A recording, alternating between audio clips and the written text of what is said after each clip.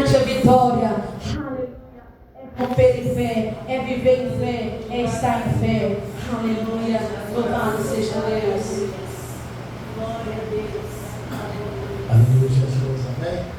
Amém. Amém, igreja? Amém. Aleluia. Cumprimento a todos com a paz do Senhor Jesus. Mais um dia de graça, bênção e vitória na presença do Senhor. Vamos abrir nossas Bíblias no livro de Isaías, capítulo de número 43. Livro do profeta Isaías, Aleluia. capítulo de número 43. Aleluia. Louvado seja Deus. Bom é o Senhor e as suas misericórdias duram para sempre. Aleluia. O livro de Isaías está fácil no meio da Bíblia, né? Está sempre se achado. Capítulo de número 43, versículo de número 2. A palavra nos diz assim: quando passares pelas águas, estarei contigo, e quando pelos rios, eles não te submergirão. Quando passares pelo fogo, não te queimarás, nem a chama arderá em ti. Maravilhoso Deus, a tua palavra foi lida neste momento. Clamamos a ti, ó Pai amado, para que o Senhor venha ministrar no nosso coração. Ó Pai, eu me coloco diante da tua santa presença, me diminuindo, ó Pai, para que o seu Espírito Santo venha tendo total liberdade para poder fazer aquilo que o Senhor deseja, Pai, e precisa fazer. Fala conosco, queremos ouvir a tua voz. Assim nós te louvamos, ó Pai, e te bendizemos em nome de Jesus. Amém? O último hino, falou sobre romper em fé, tudo. E aqui nós vemos nosso Deus, falando: quando passares pelas águas, estarei contigo. Quando pelos rios, eles não te submergirão. Quando passares pelo fogo, não te queimarás, nem a chama arderá em ti. E quando nós vemos essa promessa de Deus feita para as pessoas, nós vemos que ela se cumpriu na Bíblia Sagrada. Lá no livro de Êxodo, no capítulo número 14, nós vemos quando o povo de Israel atravessou o mar com os pés secos.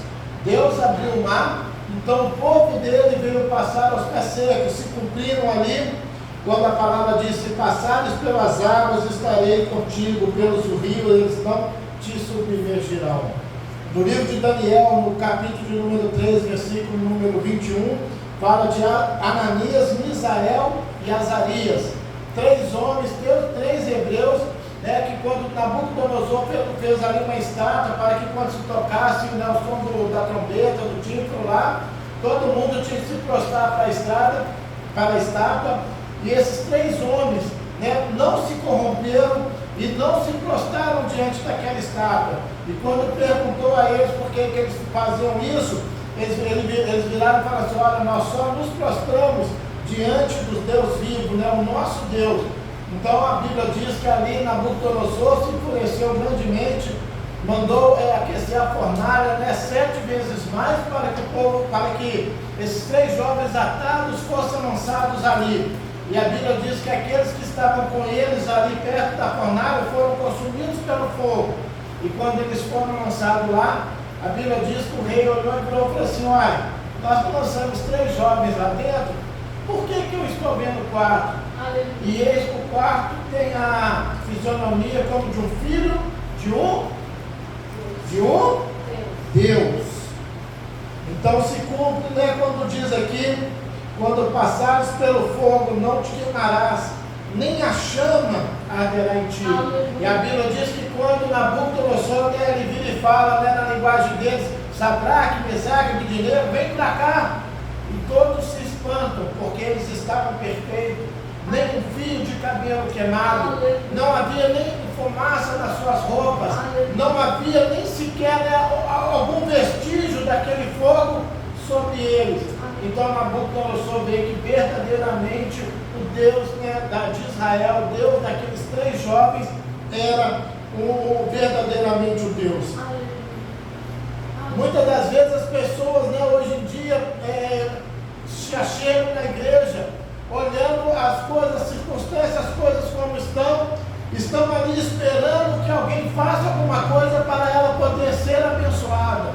As pessoas às vezes vão até uma igreja hoje esperando que alguém venha orar para que ela possa receber aquilo que ela está precisando. Nós temos que aprender, irmãos, como esses homens do passado fizeram. O que era para eles fazer, eles faziam. Né?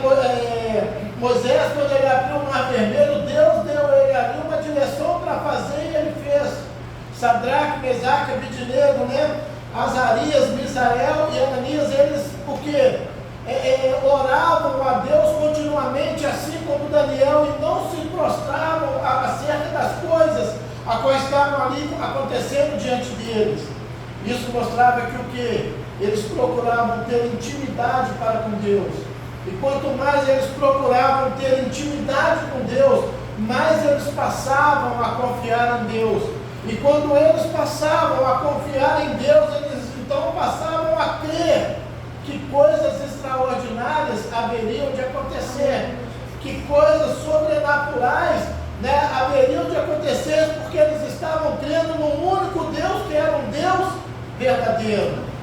A Bíblia, em nenhum momento dela, ela lhe fala que nós vamos parar de ter dificuldade. Ela não, em nenhum momento ela fala que nós não vamos nunca mais chorar por angústia, por tristeza, né, por algum motivo. Mas não, ela fala que o quê? Nós vamos ter luta, nós vamos passar ali por angústia, vamos passar até mesmo no sentido, passando por solidão. Mas a Bíblia diz que o quê? Que nós temos que ter bom ânimo, por todas essas coisas. Porque quando nós passamos por dificuldade, nós vamos começar a cumprir aquilo que está escrito lá no livro de Apocalipse. Ao que vencer. A Bíblia fala que aquele que vai estar morando lá com Deus, ele vai ser um vencedor. E como que alguém vai ser vencedor de alguma coisa se ele não tem peleja, se ele não tem luta, se ele não passa por nada? Imagine, né? Nós podemos pegar, por exemplo, Moisés. Moisés ali, quando ele foi colocado no cesto, chegou ali e foi morar com a filha de Faraó. Então nada faltava para a vida dele, parecia tudo muito bom. Mas ele sabia a origem dele. Ele sabia qual era o Deus a qual ele tinha que servir. E ele abriu mão de tudo aquilo para poder servir a Deus. Por isso Deus pôde usar a vida dele, por causa da confiança dele em Deus, por causa da dependência dele em Deus.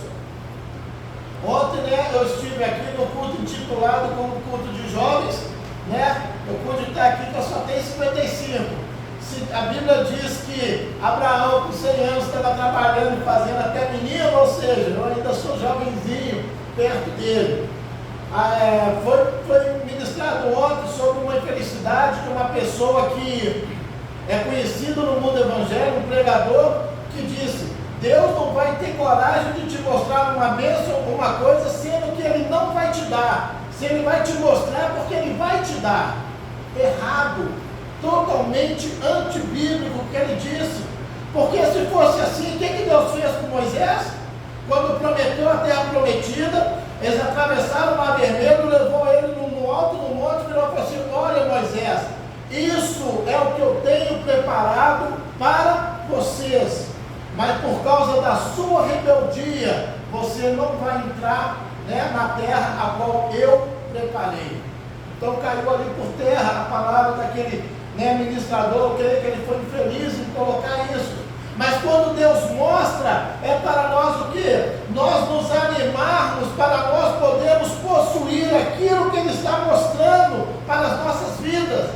Às vezes as pessoas se acham diante de Deus e começam a perguntar: ah, Senhor, por que eu passo isso?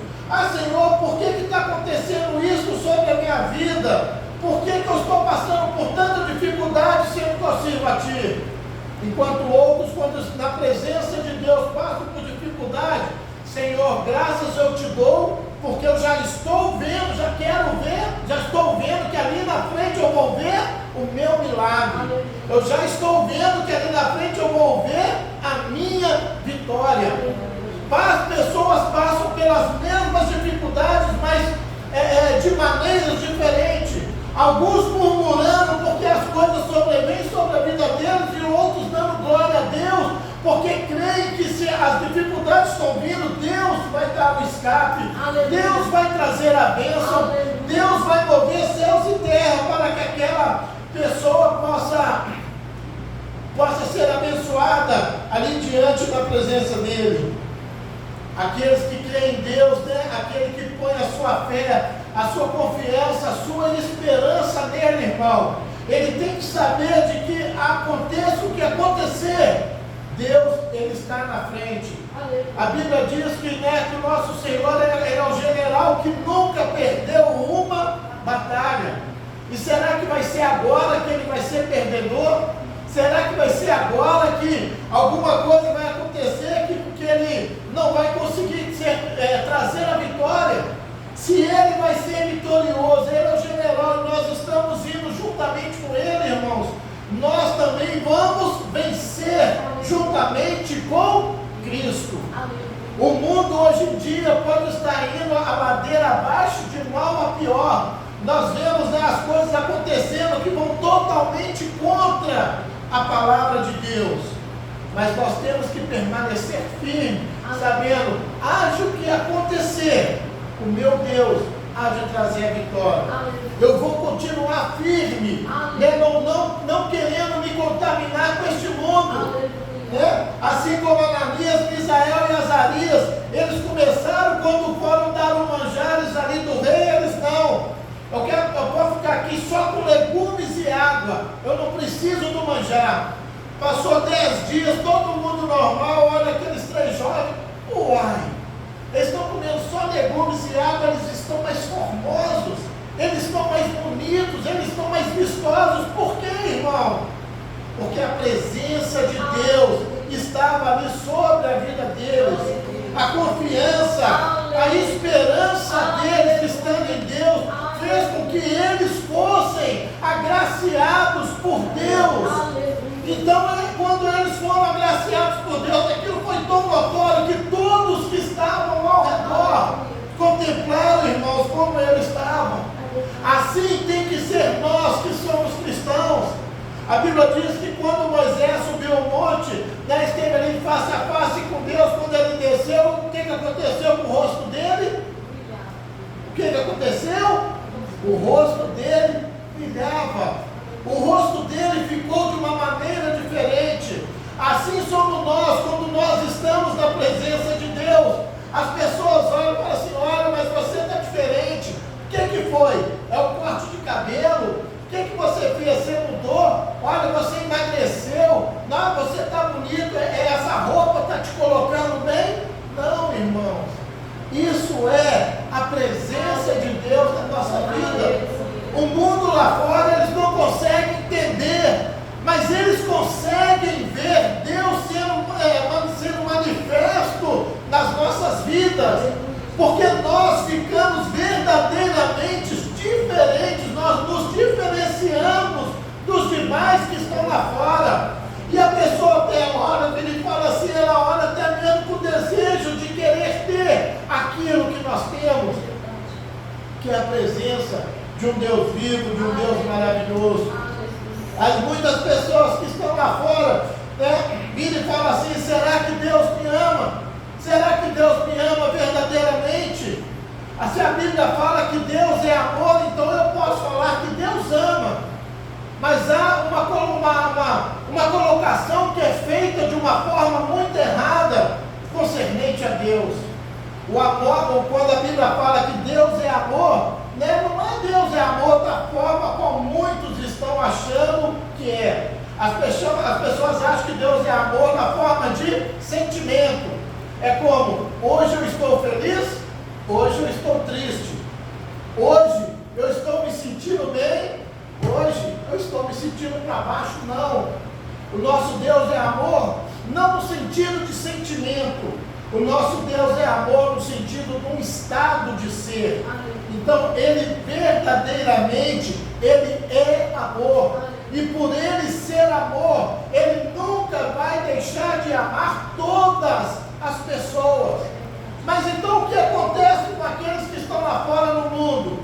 Um exemplo que eu posso dar, há um certo tempo atrás, alguns jovens pegaram um mendigo de rua que estava ali, jogaram gasolina nele e tocaram fogo naquele rapaz. e ele morreu queimado ali no banco de uma praça.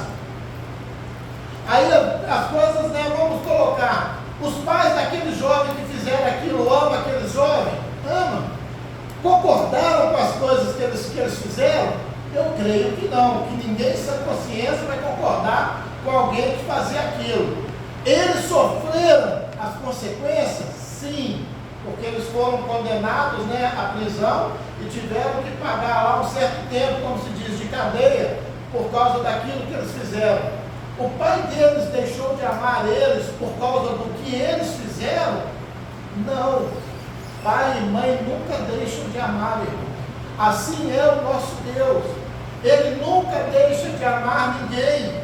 Mas às vezes nós nos colocamos em situações tal que Ele não pode aprovar os nossos atos, Ele não pode aprovar aquilo que nós fazemos. Imaginemos, pois hoje eu estou aqui agora, né, ministrando a vocês. Imaginemos, né, que eu saia daqui e daqui a pouco eu paro ali no boteco e começo a me embebedar. Quer fazer algo com a Bíblia condena, né, que a pessoa se embriague, porque quando a pessoa ela se embriaga, ela sai fora do seu ser, ela não consegue ter certeza, como se diz, né, acerca daquilo que ela está fazendo, elas não têm consciência, ou até mesmo bebe para poder ter coragem de fazer aquilo que elas queriam. Se eu tiver agora, né, Deus está me amando, eu tenho certeza disso. Se eu estiver lá no boteco bebendo, Deus vai continuar me amando? Vai. Mas Ele não vai, né, concordar com aquilo, com o meu ato ao qual eu estou fazendo. E se eu sair dali e algo acontecer, não foi porque Deus deixou de me amar, foi porque eu saí da presença de Deus. E às vezes o mundo, né, quer questionar, fala assim, então se Deus ama, se Deus verdadeiro é amor, por que sobrevém as coisas sobre as demais pessoas? É por causa disso. Nós temos que aprender o quê? A saber o que está escrito na Bíblia Sagrada. Há normas, há regra. Na nossa sociedade há normas e regras. Se não fosse assim, né, como se diz, o meu apartamento é pequenininho, eu fui lá na casa do Isaac, a casa dele é boa, irmãos, é bem maior do que a minha. Tem uma área grande lá fora, gostosa, que dá para me chegar nela e ficar sossegado. Eu vou botar o Isaac para fora da casa dele e vou tomar posse. Não, por isso tem regra, se a casa é dele, eu não posso chegar lá simplesmente e tomar aquilo que é dele. Porque se não houvesse regras, nós iríamos andar fazendo aquilo que nós achávamos que era melhor, né, naquele momento, naquela circunstância. Mas como há regras para nós vivermos, assim também Deus colocou regras para as nossas vidas. Se nós olharmos, ela começou lá no Jardim do Éden. Adão e Eva podiam comer de tudo, ter tudo à vontade ali. Eles só não podiam fazer o quê? Comer do fruto da árvore que estava no Jardim do Éden. Uma regra pequenininha, simples, fácil. E eles não conseguiram obedecer. Deus deixou de amar Adão e Eva porque eles comeram ali do fruto? Não, mas eles sofreram a consequência por causa dos atos que eles cometeram, que foram contra o que Deus havia destinado. A mulher, Deus virou e falou o quê? Agora você vai passar a dar luz com dores. Creio eu que até então a mulher não sentia dor para poder ter filho. E a partir daquele momento, pelo que alguns falam aí fora, é uma das maiores dores que tem, se não for a maior. Ao homem, né, o que Deus disse? Olha, então a partir de hoje você tinha tudo do bom e do melhor, era só pegar e fazer. Agora não, agora você vai ter que capinar, lavrar a terra, para poder cultivar, para você poder ter. Deus não deixou de amar eles, irmãos, em momento algum, mas segundo aquilo que eles fizeram. Eles receberam consequência por causa dos atos a qual eles cometeram. E se nós formos olharmos, eu vejo hoje aí no mundo o pessoal falando um nome bonito, coach. pessoas que são influencers aí na internet e tal. E o que eu vejo muito através disso? Que pessoas fracas, elas vão caminhando segundo a multidão. A pessoa fala uma coisa, é isso, fulano falou isso, eu vou agarrar e vou fazer aquilo daquela maneira. Houve pessoas que não têm a mínima preparação. Há pouco tempo atrás eu vi a filha de um camarada que era humorista, nunca trabalhou, nunca fez nada da vida, quer ensinar os outros como viver. Uma criança mimada que tem o dinheiro que foi do seu pai, nunca precisou de fazer algo, quer ensinar os outros como progredir, como fazer. Como se ela nunca passou por isso?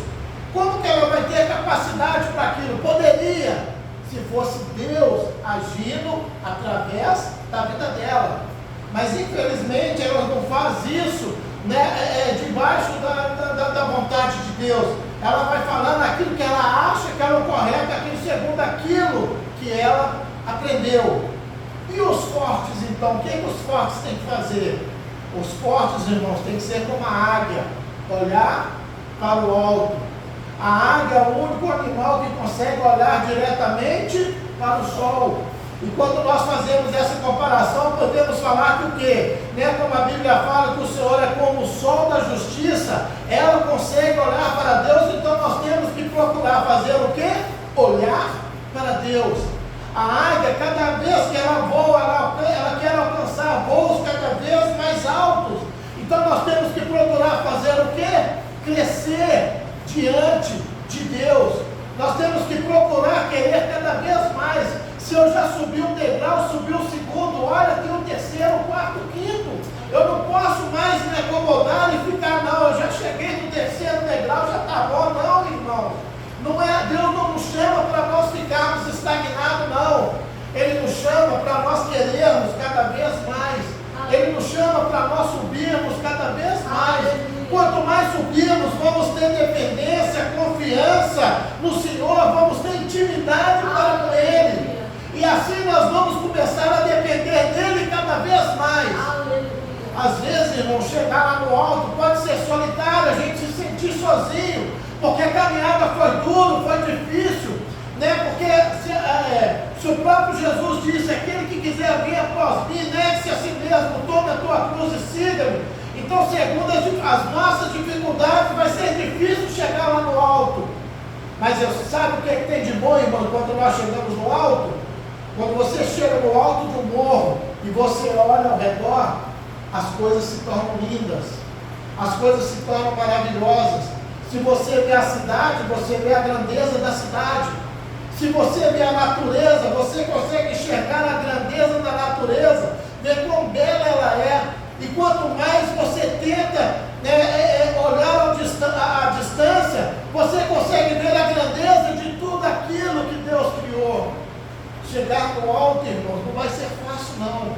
Mas quando nós chegarmos no alto, a vista, ela vai ser compensadora, vai compensar tudo aquilo que nós passamos, tudo aquilo que nós lutamos, todas as dificuldades, todas as barreiras, todo o sofrimento, porque nem tudo são maravilhas, porque nós vamos passar por aflições, até mesmo para podermos crescermos diante da presença de Deus. Se nós nunca precisarmos do Senhor, irmãos, como que Ele vai agir nas nossas vidas? Posso falar então por mim de novo? Se eu jamais precisar de Deus, como que eu vou ver Deus manifestar a glória dEle sobre a minha vida? Se eu não precisar de nada, se eu virar e falar assim, olha, como diz, eu já sou um homem rico, já tenho de tudo, não preciso de nada. A Bíblia diz que o que? Deus me chama de cego, pobre, cego e nu. Porque o que? Eu acho que tenho tudo, mas na verdade eu não tenho nada. Porque a Bíblia ela me fala sobre o reino dos céus. E para mim poder herdar o reino do céu, então eu vou precisar de ser salvo. Para mim poder ser salvo, eu vou precisar de o quê? Confiar em Deus, a intimidade dele para poder confiar e depender dele para saber que aquilo que eu preciso, ele vai me mostrar qual é o caminho. É como nós entrarmos, né, numa gruta no meio da noite. Estou no meio da gruta, no meio da noite, a minha lanterna queimou, eu não sei o que fazer. Se o Senhor estiver comigo, fala: Deus, me mostra o caminho. E Deus, irmãos, Ele vai me mostrar o caminho a qual eu vou ter que seguir. Ele vai me mostrar, se tiver algum buraco para me cair, Ele vai fazer com que eu desvie. Se tiver algum animal ali querendo, como se diz, né, me morder por algum motivo, ele vai colocar aquele animal parado ali, quando ele parou os leões, quando Daniel foi lançado na cova, ou ele vai me levar por outro caminho para não passar na frente dele. Mas quando eu chegar lá fora, eu vou lá falar o quê? Que maravilha, consegui sair de dentro da caverna. Mas como que eu saí de lá sem luz, sem nada? Porque eu clamei a Deus para que Ele pudesse me guiar. Agora, se eu não confiasse em Deus, irmãos, como é que eu ia pedir Ele para poder fazer? E se eu não pedisse Ele, se a minha lanterna não queimasse, como que eu ia pedir a Deus para manifestar o milagre dele na minha vida? Como que eu ia ver Deus agindo? Então é preciso, irmãos, que nós, algumas coisas, né, sobrevêm sobre as nossas vidas, para que nós possamos crescer. E se ainda não ser, se não for para nós crescermos, vai ser para o nome de Deus ser exaltado, quando Ele foi exaltado, como Ananias, Misael e Azarias foram lançados ali naquela fornalha. Nada aconteceu com eles, não se vê. O milagre de Deus aconteceu na vida deles, e o nome de Deus ainda foi sobremaneira exaltado naquele lugar. Então, se você deseja, irmãos, ter intimidade com Deus, se você quer fazer a diferença como os homens do passado, nós precisamos parar de perguntar o porquê passamos por isso, mas agradecer a Deus, porque nós vamos ter a certeza que vamos ver o agir e o mover de Deus logo ali na frente. Se você crê nessa verdade, comece agora a falar com Deus. Porque muitas das vezes nós andamos por caminhos errantes, irmãos. Falamos coisas que não devia com Deus, reclamando,